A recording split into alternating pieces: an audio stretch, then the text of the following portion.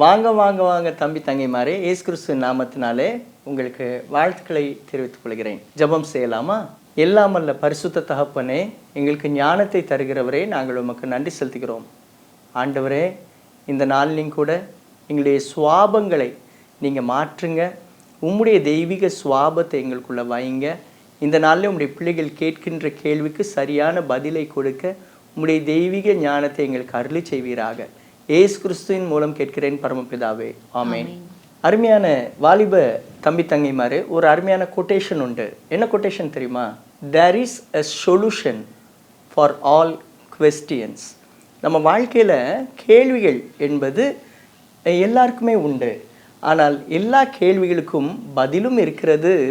ஒருவேளை முடியவில்லை என்று சொல்லுகின்ற எல்லா காரியங்களுக்கும் ஒரு சொல்யூஷன் இருக்கு. அதாவது அதற்கென்று எப்படி ஒரு லாக்குக்கு கீ இருக்கோ அதை மாதிரி நம்மளுடைய வாழ்க்கையில் உள்ள பிரச்சனைகளுக்கு ஒரு சொல்யூஷன் இருக்கு. எல்லா கேள்விக்கும் ஒரு திறவுகோல் இருக்கிறது. இப்பொழுது ஒரு அருமையான கேள்வி கேட்டிருக்காங்க. அது என்னன்னு பார்ப்போம். வேகமாக இந்த கேள்விக்கு பதிலை நம்ம என்னன்னு பார்க்கலாம். ஒரு தம்பி எழுதியிருக்காங்க, எங்கள் அம்மா அப்பாவிட கோபப்பட்டு விடுகிறேன். சிறிது நேரம் கழித்து அவர்களை பார்த்தால் பாவமாக இருக்கிறது. என் கோபத்தை அடக்க முயலுகிறேன், முடியவில்லை. நான் என்ன செய்ய வேண்டும்? இந்த கேள்வி அருமையாக கேட்டிருக்கிறாங்க. எங்கள் அம்மா அப்பாட்ட நான் கோவப்பட்டுறேன். அது கோவப்படுறப்போ அது தெரியறதில்ல.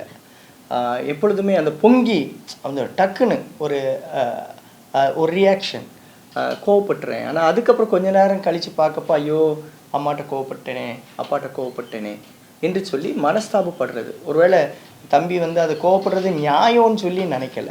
அவன் இப்போ உள்ள பசங்க என்ன நினைக்கிறாங்க, நான் அப்படி தான் கோவப்படுவேன். இன்னும் நினைக்கிறாங்க ஜென்ஸ் தான் கோவப்படலாம், லேடிஸ் தான் கோவப்படக்கூடாது. அப்படி கூட நிறைய பேர் யோசிக்கிறாங்க. ஆனால் இந்த தம்பி பரவாயில்ல, அவன் கோவப்பட்டது மாற்றணும் அப்படின்னு நினைக்கிறாங்க. கோவப்படுறதையே ஒரு ஃபேஷனாக நினைக்கிறாங்க. ஆனால் இந்த தம்பி பரவாயில்ல, அவங்க அம்மா அப்பாவை பார்க்கும்போது எனக்கு பாவமாக இருக்குது, அதுலேருந்து நான் வெளியில் வர்றதுக்கு ட்ரை பண்ணுறேன், என்னால் முடியலை, எனக்கு ஏதாவது ஐடியா சொல்லுங்கள் அப்படின்னு சொல்கிறேன். இந்த கேள்வி கேட்டிருக்க தம்பி இது மனஸ்தாபப்படுறதுனால கட்டாயம் உங்கள் வாழ்வில் நீங்கள் முயற்சி பண்ணுங்கள். உங்கள் கோபம் மாறுறதுக்கு நிறைய வாய்ப்புகள் இருக்கிறது. ஒரு அருமையான வசனம் சொல்லுது, சூரியன் அஸ்தமிப்பதற்கு முன்பதாக உங்களுடைய எரிச்சல் தனியே கிடவுது. நிறைய நேரம் நமக்கு எரிச்சல், நம்ம பிள்ளைங்க எல்லாரும் சொல்கிறது உண்டு, நான் எனக்கு எரிச்சலாக இருக்குது அப்படின்னு சொல்லி. அதே போல் அட்வைஸ் பண்ணும் பொழுது இந்த கோபம் என்ன செய்யுதுன்னா சில நேரம் வந்து விடுகிறது. சில நேரம் இயலாமை என்ன செஞ்சிருதுன்னா கோபம் வந்துடுது. இதில் ரெண்டு பக்கம் இருக்கிறது. பெற்றோர் அநேக வேளைகளில் மற்ற பிள்ளைகளோடு நம்முடைய பிள்ளைகளை கம்பேர் பண்ணும் பொழுது பிள்ளைங்களுக்கு கோபம் வருது. அதனால பெற்றோர் இயலாமை அப்படி ஆயிடுது. அப்போ அவங்க எக்ஸ்பெக்ட் பண்ணுற அளவுக்கு நம்ம பண்ண முடியலையே அப்படிங்கிற இயலாமையும் அவங்கள கோபப்படுத்துறதுக்கு வாய்ப்பாக இருக்குது. நீங்கள் கோபம் கொண்டாலும் பாவம் செய்யாதிருங்கள் அப்படின்னு சொல்லி கூட வசனம் இருக்குது. ஒருவேளை இந்த கோபம் எப்பொழுதுமே என்ன செஞ்சிருது அப்படின்னா ஒரு பாவத்திற்குள்ளாக அது என்ன செஞ்சிருதுன்னா கொண்டு போயிடுது. நம்ம வேதாகமத்தில் கூட பார்த்தோம் அப்படின்னா மோசே ரொம்ப சாந்த குணமாக இருந்தார் அப்படின்னு சொல்லியிருக்கு.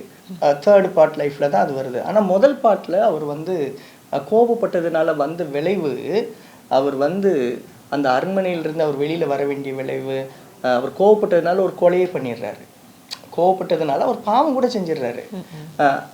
அது செஞ்சதுனால அவரை பார்த்தீங்கன்னா அதுலேருந்து ஒரு நிம்மதியற்றவராக அவர் வெளியில் வர வேண்டியிருக்கு. ஒரு பயம் அவரை பற்றிக்கிட்டு அங்கேருந்து வெளியில் வந்தார். அதுக்கப்புறம் 2nd பார்ட்டில் 3rd பார்ட்டில் தான் அவர் சாந்த குணம் உள்ளவராக என்ன செய்கிறார், மாறுறாரு. மோசேயுடைய கோபம் அங்கே ஒரு பாவமாக மாறிட்டு, நம்மளும் கூட சிலர் நம்ம கோவப்படுறது நம்ம வீட்டில் தவறு செய்வதற்கு காரணமாக கூட என்ன செஞ்சிடலாம், மாறிடலாம். அது மற்றவங்களுடைய மனசையும் நோக்கடிச்சிருது. தேவையில்லாமல் பேசிடுறோம். அது அந்த வார்த்தைகளை அதுக்கப்புறம் அழிக்க முடியாது. அது அவங்கள எதிர்த்தாப்புல இருக்கிறவங்களோட மனசை புண்படுத்திடுது. அப்போ கூட நம்ம யோசிக்கலாம், நம்ம அந்த இடத்துல இருந்தால் என்ன செய்வோம் அப்படின்னு யோசிச்சா கூட நம்ம அந்த நேரத்தில் கோபத்துலேருந்து வரலாம், வெளியில் வரலாம். திருவள்ளுவர் கூட சொல்கிறாரு, தீயினால் சுட்ட புண் உள்ளாரும் மாறாதே, நாவினால் சுட்ட வடு அப்படின்னு சொல்கிறாரு. ஒருவேளை தீயில சுடுற காயம் கூட அது ரொம்ப இதாகும், ஆறிடும். ஆனால் நாவில் சுட்டது திருப்பி அன்னைக்கு இப்படி சொன்னால, அன்னைக்கு அப்படி சொன்னால. ஒரு சின்ன வயசுல சொன்னது கூட சிலர் வயசாக இருக்கவங்க சொல்லுவாங்க, இவன் சின்ன வயசுல இப்படி சொன்னான், நீ சொன்னல என்று சொல்லி கூட சொல்வது உண்டு. ஏனென்றால் அந்த வார்த்தைகள் அது கொல்லும் அப்படின்னு கூட சொல்கிறாங்க. அப்போ நம்ம கொஞ்சம் கவனமாக இருப்பது நல்லது. அட்வைஸ் அதே போல் பிள்ளைங்களுக்கு எப்பொழுதுமே பெற்றோர் செய்வது நீங்கள் நல்லா இருக்கணும்னு சொல்லி தான் சொல்கிறாங்க. அதனால் நீங்கள் அதை வந்து என்ன செய்யுங்கன்னா கேளுங்க. இன்றைக்கி இருக்கிற வாலிப தம்பி தங்கிமாருக்கு வந்து இந்த அட்வைஸை கேட்குறதுக்கே பிடிக்கிறது இல்லை. மெயினாக அந்த டீனேஜில் இருக்கிறவங்க ரொம்ப கோப எரிச்சல் வந்துடுறது. அதில் கொஞ்சம் மெச்சூர்ட் ஆகணும். எனக்கு தெரிந்த ஒரு பையன் கூட பெருமையாக சொல்வது உண்டு. அவன் வந்து என்ன அப்படின்னா கோவப்பட்ட டக்குன்னு டிவியை உடைச்சிருது, கோவப்பட்ட உடனே ரிமோட்டை உடைக்கிறது, கோவப்பட்டால் கையில் இருக்க ஏதாவது ஒன்று தூக்கி எறிஞ்சிடுறது. கடைசியில் அவங்க வந்து மென்டலி இல்லாகி நம்ம கவுன்சிலிங் டிபார்ட்மெண்ட்டில் இருக்கின்ற அந்த மனநலம் பாதிக்கப்பட்ட இதில் கொண்டு வந்து விட்டுருந்தாங்க. அப்போ அவங்களுக்கு சில மெடிசன்லாம் கொடுத்து சில கவுன்சிலிங்லாம் கொடுத்து தான் சரி பண்ண வேண்டியிருந்துச்சு. ஆனால் அவர் ரொம்ப படித்தவர், ரொம்ப படித்து நல்ல நிலையில் இருந்தவர். ஒருவேளை இன்றைக்கும் கூட இதை பார்த்துட்ருக்க தம்பி தங்கி மாதிரி நீங்கள் நல்லா படிக்கவங்களா இருக்கலாம், நீங்கள் ஒருவேளை எம்பிபிஎஸ் படிக்கலாம், இல்லாட்டா ஒரு இன்ஜினியராக இருக்கலாம், ஏதோ நீங்கள் பெரிய. ஆனால் இந்த கோவம் மட்டும் என்னால் விட முடியலையே, ஆஃபீஸில் இல்லாட்டா மற்ற இடத்துல எனக்கு டக்குன்னு கோவம் வந்துடுதுன்னு நீங்கள் நினைக்கலாம். ஆனால் நீங்கள் அந்த கோவத்தை என்ன செய்யுங்கன்னா சொல்கிறதுக்கு ஜெபம் பண்ணுங்க, தியானம். அதை தான் என்ன செய்வாங்கன்னா நீங்கள் தியானம் பண்ணுங்க என்று சொல்லி சொல்கிறாங்க. ஆண்டவருடைய பிரசன்னத்திற்குள்ளே மோசே வந்துட்ட அப்புறம் அவருக்கு வந்து அந்த கோபம் வந்து என்ன செய்யுது போகிறது. பைபிள் அதே போல் நம்ம பார்த்தோம் அப்படின்னா அப்போஸ்தலனாகிய பவுல் அவருடைய வாழ்க்கையில் பழைய வாழ்க்கையில் பார்த்தா அவர் கோவக்காரரு. ஆனால் அவர் வந்து ஆண்டவருடைய பிரசன்னத்துக்குள்ள ஊழியத்துக்கு வர்றதுக்கு முன்னால் அவர் என்ன செய்கிறாருன்னா ஆண்டவருடைய சமூகத்தில் காத்திருக்கிறார். வனாந்தரத்தில் போயெல்லாம் அவர் காத்திருந்து அவர் ஜெபம் பண்ணிட்டு இந்த ஊழியத்துக்கு என்ன செய்கிறார் வராரு. அதுக்கப்புறம் அவருடைய ஊழிய பாதையில் அவர்கிட்ட வந்து நிறைய பேர் நெருக்கடிகளை கொடுக்காங்க. ஆனால் அவர் வந்து என்ன செய்கிறாருன்னா சாந்தமாகவே இருக்கிறார். அவருடைய வாழ்க்கை ஒரு பெரிய பிளெஸ்ஸிங்காக மாறிட்டு. இதை பார்த்துட்டு இருக்க தம்பி தங்கையை உங்கள் வாழ்க்கையை ஆண்டவர் பிளெஸ்ஸிங்காக அவர் மாற்றுவார். நீதிமொழிகள் 14:17 மனுஷனுடைய விவேகம் அவன் கோபத்தை அடக்கும் அப்படின்னு சொல்லி பார்க்குறோம். அப்போ விவேகமாக நம்ம திங்க் பண்ணும்போது கூட நம்ம கோபத்தை வந்து நம்ம அடக்கிறதுக்கு ஒரு வழியாக இருக்கலாம். விவேகி அப்படின்னு சொல்கிறப்ப என்னென்னா அதை யோசிக்கிறவங்க, அந்த யோசித்து ஒரு காரியத்தை செய்கிறவங்க. அதனால தான் என்ன சொல்லுவாங்கன்னா ஒரு வார்த்தை சொல்கிறதுக்கு முன்னால் நல்லா யோசிங்க, 4 தடவை யோசிங்க என்று சொல்வது உண்டு.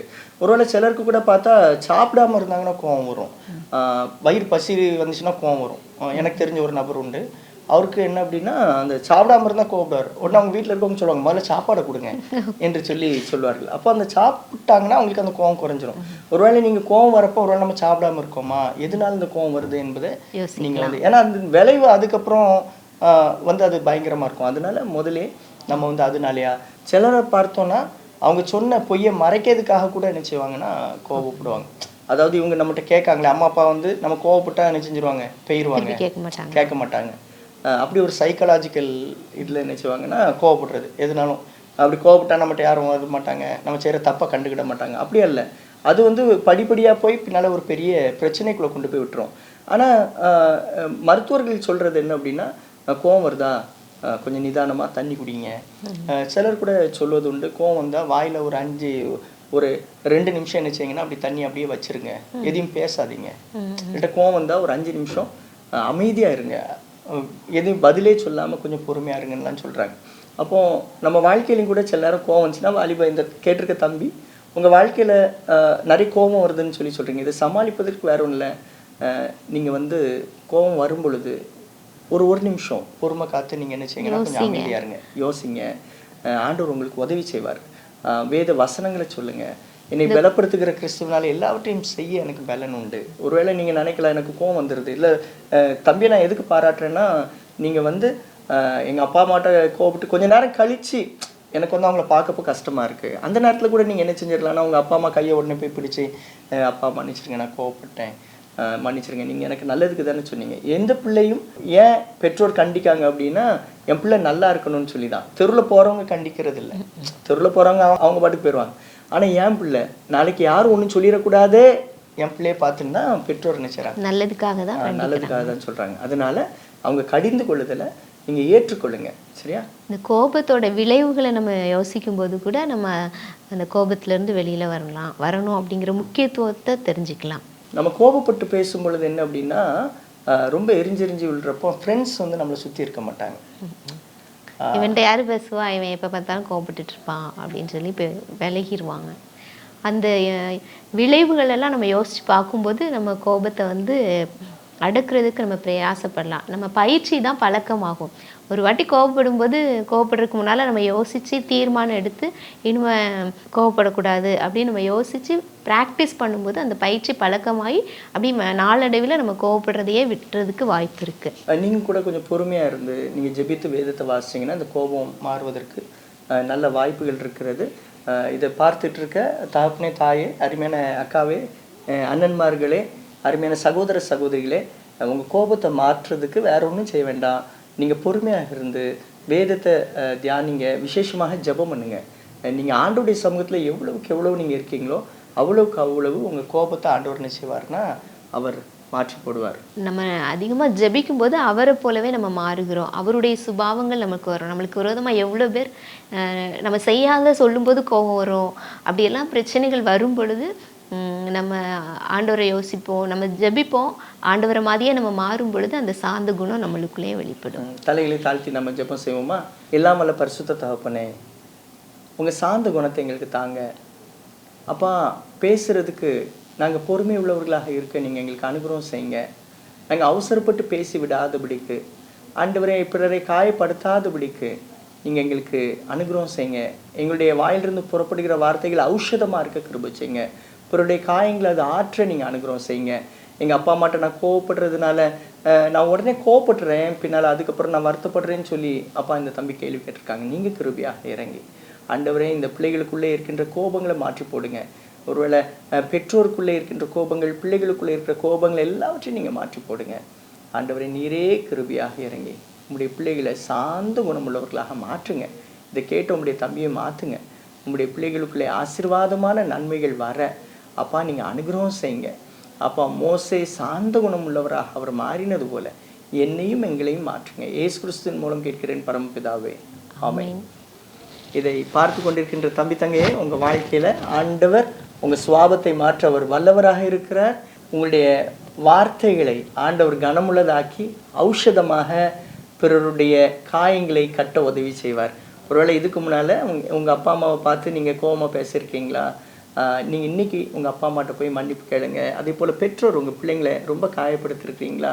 அல்லது பிள்ளை வேதனைப்படுத்துகிற அளவுக்கு பேசியிருக்கீங்களா?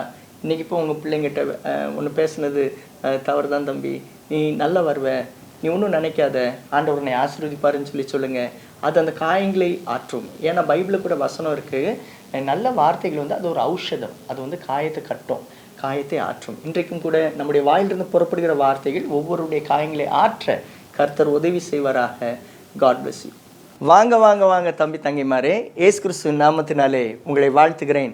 இதை பார்த்து கொண்டிருக்கின்ற தகப்பனாக இருக்கட்டும், அருமையான தாயாராக இருக்கட்டும், உங்களுடைய பிள்ளைகளுடைய வாழ்வு, எதிர்கால வாழ்வு இன்னும் விடியவில்லையே அப்படின்னு நினைக்கிறீங்களா? உங்களுக்கு ஆண்டவர் ஒரு புதிய விடியலை உங்களுடைய பிள்ளைகளுடைய வாழ்விலே அவர் தர வல்லவராக இருக்கிறார். அதே போல் இதை பார்த்து கொண்டிருக்கின்ற வாலிப தம்பி தங்கையே, உங்கள் வாழ்க்கையில் ஒரு விடியல் இல்லை, என் வாழ்க்கையில் ஒரு பிரகாசம் இல்லைன்னு நினைக்கிறீங்களா? ஆண்டவர் உங்களுடைய வாழ்விலே ஒரு புதிய விடியலை தர அவர் வல்லவராக இருக்கிறார். சங்கீதம் 18:28 சொல்கிறது, தேவரீர் என் விளக்கை ஏற்றுவீர். இதை பார்த்து கொண்டிருக்கின்ற அருமையான ஐயாவே, அம்மாவே, உங்கள் வீட்டில் இன்னும் ஒரு வெளிச்சம் இல்லை, என் பிள்ளைகளுடைய வாழ்வில் பிரகாசம் இல்லை, இருளடைந்தது போல இருக்கிறதே நினைக்கிறீங்களா? ஆண்டவர் அவர் புதிய வெளிச்சத்தை, ஒரு புதிய விடியலை உங்களுக்கு கொடுக்க அவர் வல்லவராக இருக்கிறார். ஒரு அருமையான தகப்பனார் இருந்தார். அவருக்கு 5 பிள்ளைகள். இந்த 5 பிள்ளைகளும் சிறு வயதில் இருக்கும் பொழுது நன்றாக ஓடி ஆடி விளையாண்டு ரொம்ப சந்தோஷமாக இருந்தாங்க. இந்த தகப்பனாருக்கு ரொம்ப சந்தோஷம், அந்த பிள்ளைங்க எவ்வளோ அன்பாக வளர்றாங்க என்று சொல்லி. ஆனால் நாட்கள் கடந்தது, வாலிபர்களாக இந்த 5 பேரும் மாறினாங்க. இந்த 5 பேரும் பள்ளிகளில், கல்லூரிகளில் வெளியில் போய் அவங்க படிக்க ஆரம்பித்தாங்க. விடுமுறைக்கு திருப்பி வீட்டுக்கு வந்தாங்க. ஆனால் வீட்டுக்கு வந்திருக்கும் பொழுதோ இந்த பிள்ளைகள் ஒருவருக்கொருவர் போட்டி, ஒருவருக்கொருவர் பொறாமை, அதே போல் அப்பா சொல்கிற காரியத்தை கேட்காம அவங்க சிலர் துக்கத்தோடு கூட போய் உட்கார்ந்துருந்தாங்க. இந்த தகப்பனுக்கு என்ன செய்யனே தெரியல. ஐயோ, சிறு வயதில் எவ்வளவு அன்பா இருந்தாங்க, ஆனால் இப்பொழுது இவர்களுக்குள்ளே இருக்கின்ற குணாதிசயங்கள் மாறி போயிட்டே என்று சொல்லி அந்த தகப்பனார் உடைந்து போனார். எப்படியாவது இந்த பிள்ளைகளுக்கு இவர்களுடைய வாழ்விலே ஒரு ஒளியை ஏற்றணும், இருளிலே இருப்பது போல இவங்க போய் ரொம்ப அப்படி அணைஞ்ச லைட்டு மாதிரி உட்கார்ந்துருக்காங்களே, இவங்களுடைய வாழ்வை வெளிச்சமாக்கணும்னா ஏதாயிலும் ஒன்று கற்றுக் கொடுக்க வேண்டும் என்று சொல்லி அவர் ஜெபம் செய்தார். அடுத்த நாள் காலையில் 5 பிள்ளைகளையும் அழைத்தார். 5 பிள்ளைகளை அழைத்து சொன்னார், இங்கே பாருங்க, உங்கள் 5 பேருக்கு ஒரு போட்டி வைக்க போகிறேன். இந்த 5 பேரில் யார் வெற்றி பெறுறீங்களோ அவர்களுக்கு நம்மகிட்ட இருக்கின்ற அந்த பெரிய தோப்பை நான் வந்து எழுதி கொடுக்க போகிறேன், ஒரு பெரிய பரிசாக, அது ஒரு பொக்கிஷமாக கொடுக்க இருக்கிறேன். ஆனால் இந்த போட்டியில் வெற்றி பெறணும். இந்த போட்டி வேற ஒன்றும் இல்லை, உங்கள் கையில் 5 பேர் கையிலையும் ஒரு பாத்திரம் கொடுக்கப்படும்.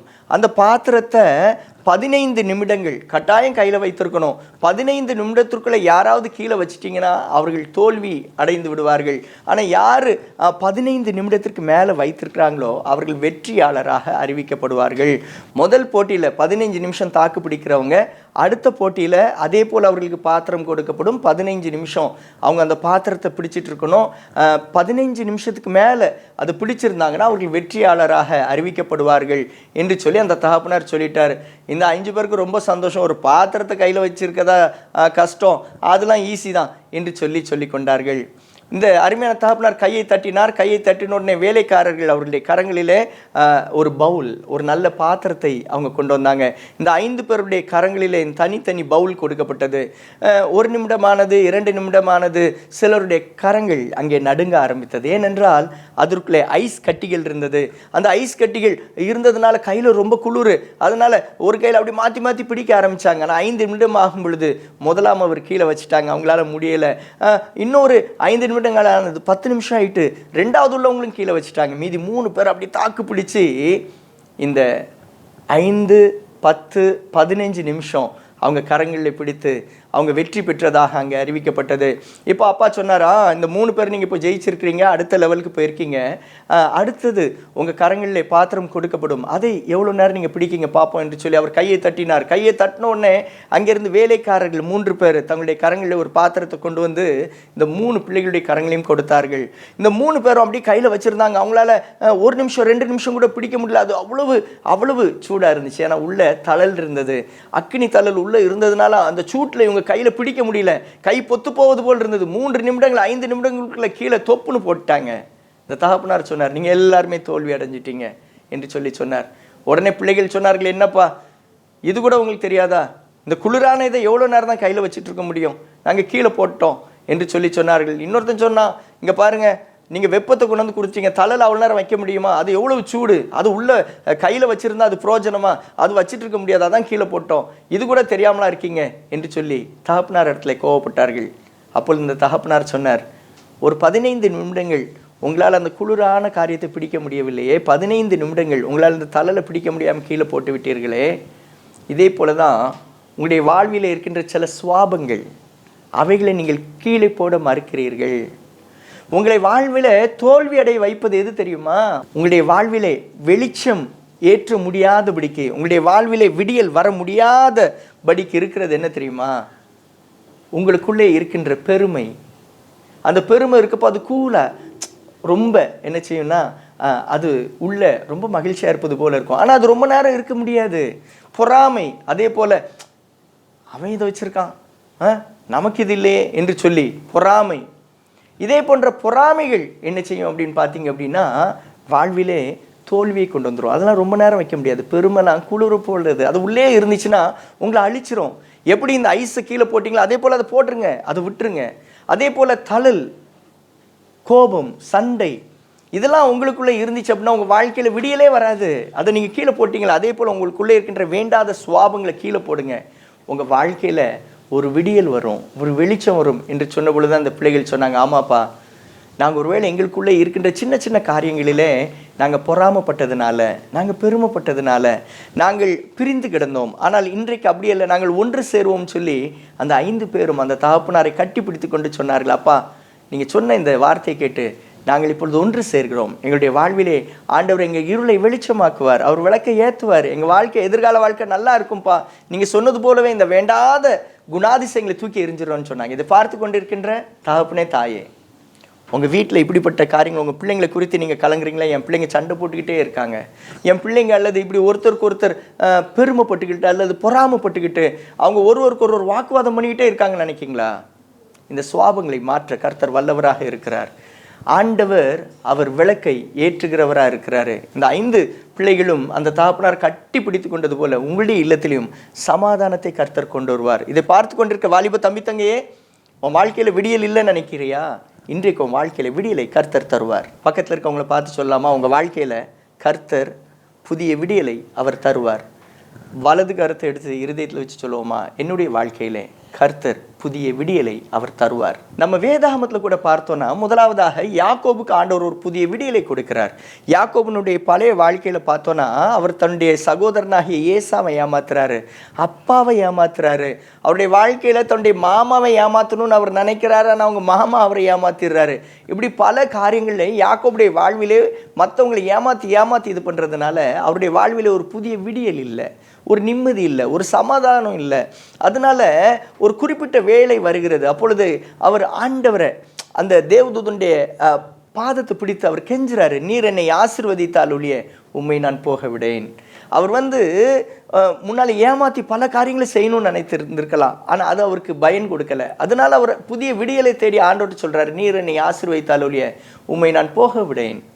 என் சகோதரனை ஏமாற்றி நான் வாங்கின காரியத்தினால் எனக்கு நிம்மதி இல்லை. ஒருவேளை இதை பார்த்து கொண்டிருக்கின்ற தகப்பனே, தாயே, அருமையான சகோதரனே, சகோதரியே, வாலிப தம்பி தங்கையே, சிலரை ஏமாற்றி சில காரியம் வாங்கியிருக்கீங்களா? இல்லாட்டி உங்கள் அப்பா அம்மா ஏமாத்துறீங்களா? உங்கள் வாழ்க்கையில் ஆசீர்வாதம் குறைவாக இருக்கும். ஆனால் அதே நேரத்தில் நீங்கள் ஆண்டவர்கிட்ட சொல்லுங்கள், ஆண்டவரே, என் பழைய இதெல்லாம் நான் தூக்கி போட்டுறேன், என் ஜென்ம சுவாபம், இந்த பழைய சுவாபத்தெல்லாம் தூக்கி எறிந்து போடுகிறேன், எனக்கு ஒரு புதிய விடியலை தாங்க, எனக்கு ஒரு நிம்மதி வேணும். இந்த யாக்கோபு ஆண்டவரை பிடிச்சிக்கிட்டு அவர் பாதத்தை பிடிச்சி கதறாரு. ஆண்டவர் யாக்கோபுக்கு ஒரு புதிய சமாதானத்தை அவர் கொடுத்தாரு. அந்த காலையில் அவர் புதிய சமாதானத்தை கொடுக்குறாரு. யாக்கோபனுடைய சுவாபத்தை மாற்றுறாரு. அவனுக்கு இஸ்ரவேல் அப்படின்னு சொல்லி பெயர் வைக்கிறாரு.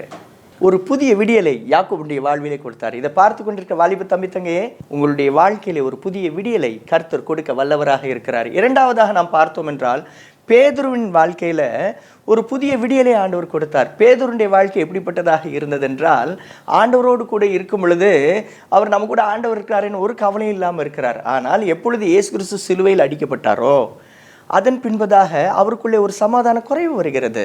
இந்த பேதுருடைய வாழ்க்கையில் நாம் பார்த்தோம் என்றால், அவர் சூழ்நிலையை பார்த்து பின்மாற்றம் அடைகிறார். அநேக வேளைகளில் நம்முடைய சூழ்நிலைகள் நம்மை பின்மாற்றம் அடைய வைக்கலாம். இயேசு கிறிஸ்துவின் மரணத்தின் பின்பு சீஷர்கள் தங்களுடைய தனிமையை உணர்றாங்க. அந்த நேரத்தில் ஆண்டவர் அவங்ககிட்ட இல்லை, நான் உன் கூட இருக்கிறேன் அப்படின்னு சொல்லுகின்ற வண்ணமாக யோவான் 20:19 இந்த சீஷர்களுக்கு அவர் தரிசனமானார். ஆண்டவர் உங்களுக்கு சமாதானத்தை வைத்து போகிறேன், உங்களுக்கு சமாதானம்னு சொன்னாலும் கூட இந்த சீஷர்கள் அவங்க பின்மாற்றம் அடைந்தவர்களாக இருந்தார்கள். அந்த ஆண்டவர் அவர்களுக்கு தரிசனமான பின்பு திருப்பி 8 நாள் கழித்து யோவான் 20:26 2வது முறை அவர் பூட்டப்பட்டிருந்த வீட்டிற்குள்ளே உங்களுக்கு சமாதானம் என்று சொன்னார். ஆனாலும் இந்த சீஷர்கள், விசேஷமாக இந்த பேதுருவும் என்ன செய்கிறாங்கன்னா, பின்மாற்றம் அடைகிறார்கள். அடைந்து அவங்க சீஷர்களை பார்த்து சொன்னாங்க, நம்ம மீன் பிடிக்க போவோம் அப்படின்னு சொல்லி திருப்பி அவங்க பின்மாற்றம் அடைந்தவர்கள் போனார்கள். ஒருவேளை இதை பார்த்து கொண்டிருக்கின்ற நீங்கள் கூட நினைக்கலாம், ஏன் கூட ஆண்டவர் இல்லையோ, என் வாழ்க்கையில் எனக்கு விடியல் இல்லையோ அப்படின்னு நீங்கள் நினைக்கலாம். இந்த சீஷர்கள் கூட ஆண்டவரோடு கூட இருந்தவங்க, மனுஷர்களை பிடிக்க வேண்டிய இவங்க திருப்பி மீன் பிடிக்க போயிட்டாங்க, பின்மாற்றம் அடைந்து போனார்கள். யோவான் 21:4 ஆண்டவர் இந்த சீஷர்களை தேடி அவர் கரையில் நிற்கிறாரு. ஆனால் இந்த சீஷர்கள் அவரை இயேசு என்று அறியாதிருந்தார்கள். இந்த சீஷர்கள் முழுவதும் பிரயாசப்பட்டு மீனே கிடைக்கல, ரொம்ப சோர்ந்து போய் வந்தாங்க. அந்த சோர்ந்து போய் வந்த சீஷர்களை பார்த்து தான் ஆண்டவர் சொன்னார், வலது புறத்தில் நீங்கள் வலையை போடுங்க என்று சொன்னார். பேதுருவும் அதே போல் சீஷர்களும் போய் அவங்க வலது புறத்தில் வலையை போட்டாங்க.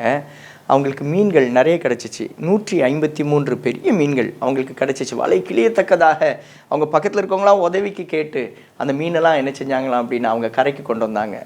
இந்த பேதுருவுக்கு 3வது முறை ஆண்டவர் என்ன செஞ்சார் அப்படின்னு பார்த்தீங்கன்னா, தரிசனமாகி அவர் சொன்னார், நீ என்னிடத்தில் அன்பாக இருக்கிறாயா பேதுருவே அப்படின்னு கேட்டார்.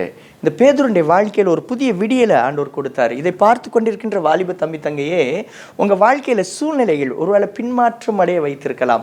நான் முன்னால் இருந்தது போல இன்னைக்கு இல்லைனே, நான் முன்னால் இருந்தது போல இன்னைக்கு இருக்க முடியல என்று சொல்லி நீங்கள் சொல்லலாம். இதை பார்த்து கொண்டிருக்கிற தகப்பனே, தாயே, என் வாழ்க்கையில் முன்னால் நல்லா ஆண்டவரை தேடின உண்மைதான், ஆனால் இப்போ நான் பின்மாற்றம் அடைஞ்சிட்டேன். முன்னால் ஜெபிப்பது போல் ஜெபிப்பதில்லை, முன்னால் பைபிள் வாசிப்பது போல் நான் வாசிப்பதில்லை, முன்னால் கோயிலுக்கு போவது போல் நான் இப்பொழுது போவதில்லை, முன்னால் நான் ஆண்டவருக்குள்ளே இருந்தது போல் நான் இருப்பது இல்லை என்று சொல்லி நீங்கள் இருக்கலாம். ஆனால் பின்மாற்றம் அடைந்திருக்கின்ற உங்களுக்கு தான் ஆண்டவர் இன்னைக்கு சொல்கிறாரு, உனக்கு ஒரு புதிய காரியத்தை செய்வேன் அப்படின்னு சொல்கிறாரு. இந்த பேதுருவை பார்த்து ஆண்டவர் சொன்னார், பேதுருவே, நீ என்கிட்ட அன்பாக இருக்கிறாயா அப்படின்னு கேட்டார். இன்னைக்கு உங்களை பார்த்து வாலிப தம்பி தங்கையே, உன்னை பார்த்து தான் ஆண்டவர் கேட்குறாரு, நீ ஆண்டவரத்தில் அன்பாக இருக்கிறாயா? நீ என்னிடத்தில் அன்பாக இருக்கிறாயான்னு ஏசப்பா கேட்குறாங்க.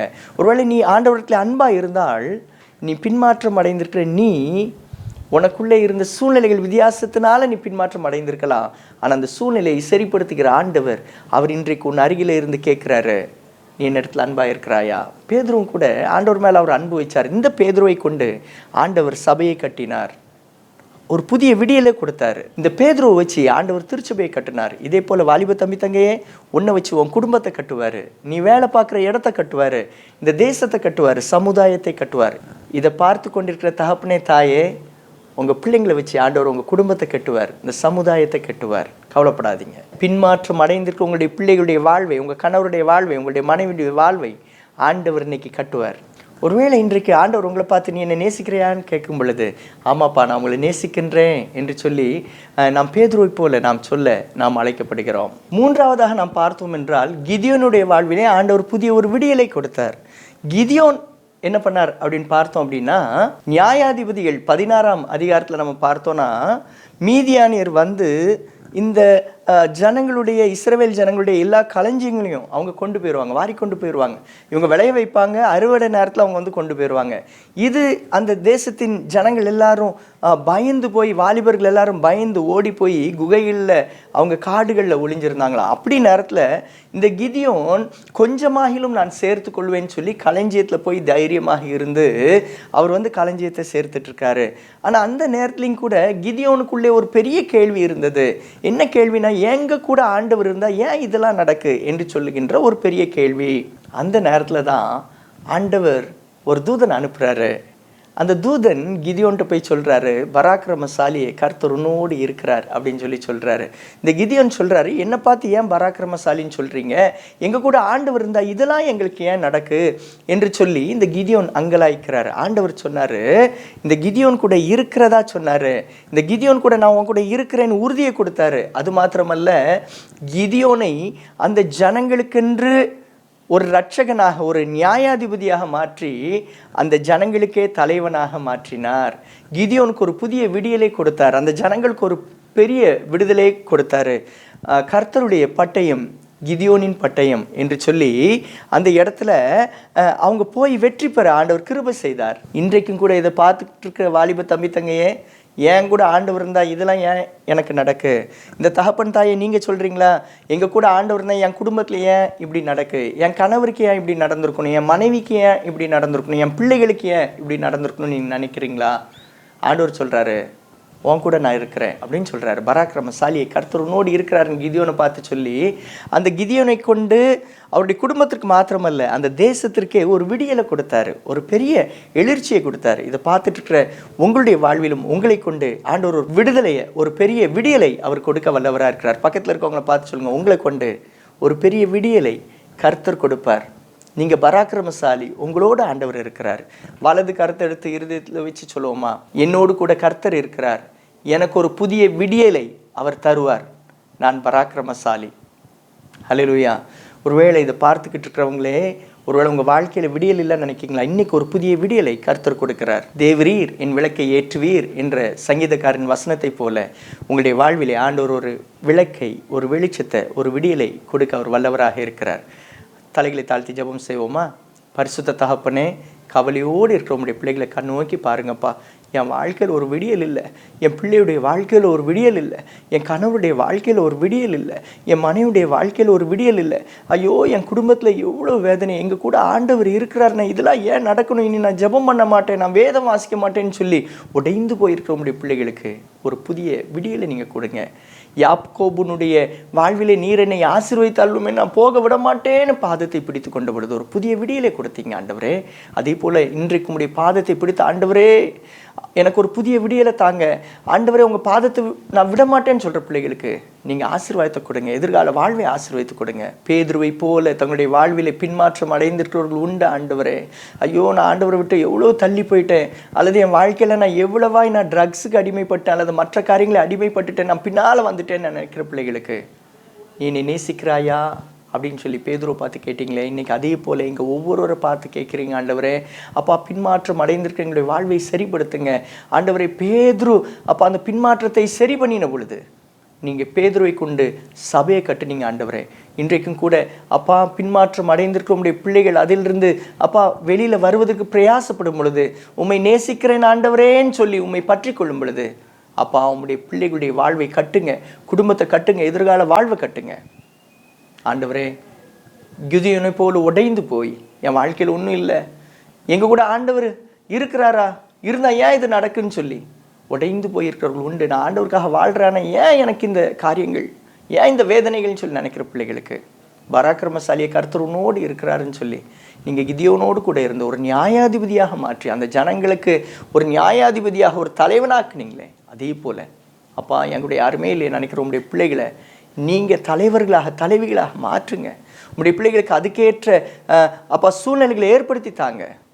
கர்த்தருடைய பட்டயம் கிதியோனின் பட்டயமாக இருந்தது போல உம்முடைய பிள்ளைகளுடைய கரங்களில் இருக்கின்ற தாளந்துகள், உம்முடைய பிள்ளைகளுடைய கரங்களில் இருக்கின்ற ஆசீர்வாதங்கள், உம்முடைய பிள்ளைகளுடைய கரங்களில் இருக்கின்ற வியாபாரங்கள், உம்முடைய பிள்ளைகளுடைய கரங்களில் இருக்கின்ற எந்த காரியங்களாக இருந்தாலும் அது உம்முடையதாக நீங்கள் மாற்றுங்க, நீங்கள் ஆசீர்வதித்து கொடுங்க ஆண்டவரே. உம்முடைய பிள்ளைகளை நீங்கள் ஒரு விடியலான ஒரு ஆசீர்வாதமான எதிர்காலத்தை நீங்கள் கொடுத்து ஆசீர்வதிங்க. இந்த நாள் நீங்கள் இதை பார்த்து கொண்டிருக்கிற அப்பா, ஜெபித்து கொண்டிருக்கிற உம்முடைய பிள்ளைகளுடைய வாழ்விலே நிறைவான நன்மையை செய்யுங்க. ஒரு புதிய விடியலை, தேவரீர் என் இருளை வெளிச்சமாக்குகிறீர் என்ற வசனத்தின்படி உங்களுடைய பிள்ளைகளுடைய இருளை நீங்கள் வெளிச்சமாக்குங்க. இயேசு கிறிஸ்துவின் மூலம் கேட்கிறோம் பிதாவே, ஆமீன். நம்முடைய கர்த்தராகிய இயேசு கிறிஸ்துவின் கிருபையும் பிதாவாகிய தேவனுடைய அன்பும் பரிசுத்த ஆவியானவருடைய அந்யோன்ய ஐக்கியமும் நம் அனைவருடைய இன்றும் என்றும் சதாகாலம் இருப்பதாக, ஆமீன். அருமையான வாலிப தம்பி தங்கைமாரே, நீங்கள் தொடர்ந்து இந்த நிகழ்ச்சியை நீங்கள் பாருங்கள். இந்த சோஃபியா நிகழ்ச்சி கட்டாயம் உங்களுக்கு ஆசீர்வாதமாக இருக்கும் என்று சொல்லி கர்த்தருக்குள் நம்புகிறோம். அதே போல் TDYA CG கேரியர் கைடன்ஸ் என்கின்ற ஒரு அருமையான வலைதளம் உள்ளது. இதில் போய் வேலைவாய்ப்பு இல்லாத, வேலைவாய்ப்பு எதிர்கால வாழ்விற்காக காத்து கொண்டிருக்கவங்க, அதில் நீங்கள் போய் உங்கள் ரெஸ்யூமை நீங்கள் பதிவேற்றம் செய்தீர்கள் என்றால் உங்களுக்கு வேலை வாய்ப்புகளுக்குரிய செய்திகள், அதே போல் கம்பெனிஸ்குள்ளே இன்டர்வியூ அதில் வரும். நீங்கள் அதில் கலந்து கொண்டு வேலை வாய்ப்பை பெற்று நீங்கள் பயனடையும்படி அன்புடன் கேட்டுக்கொள்கிறேன். அருமையான வாலிப தம்பி தங்கையே, ஒருவேளை நீங்கள் TDYA என்று சொல்லப்படுகின்ற யூடியூப் சேனலை நீங்கள் சப்ஸ்கிரைப் பண்ணாமல் இருந்தீங்கன்னா அதை நீங்கள் சப்ஸ்கிரைப் பண்ணிக்கோங்க. அது உங்களுடைய வாழ்விற்கு ஆசீர்வாதமாக இருக்கும். ஒருவேளை சில வாரங்கள் இந்த டிவியில் வருகின்ற இந்த நிகழ்ச்சியை நான் பார்க்க முடியலன்னு நினச்சிங்கன்னா கூட பின்பதாக யூடியூபில் அது பதிவேற்றம் செய்யப்படுகிறது. அதை நீங்கள் கண்டு மகிழலாம். எங்களுடைய யூடியூப் சேனலின் பெயர் TDYA அப்படின்னு சொல்லி கேபிட்டல் லெட்டரில் நீங்கள் போட்டிங்கன்னா வரும். நீங்கள் அதை சப்ஸ்கிரைப் பண்ணும்படி அன்புடன் கேட்டுக்கொள்கிறோம். தொடர்ந்து இந்த வாலிபரைக்கு சங்க ஊழியத்திற்காக நீங்கள் ஜெபித்துக் கொள்ளும்படி உங்களை அன்புடன் கேட்டுக்கொள்கிறேன். கர்த்தர் தாமே நம் அனைவரையும் ஆசீர்வதிப்பாராக. God bless you.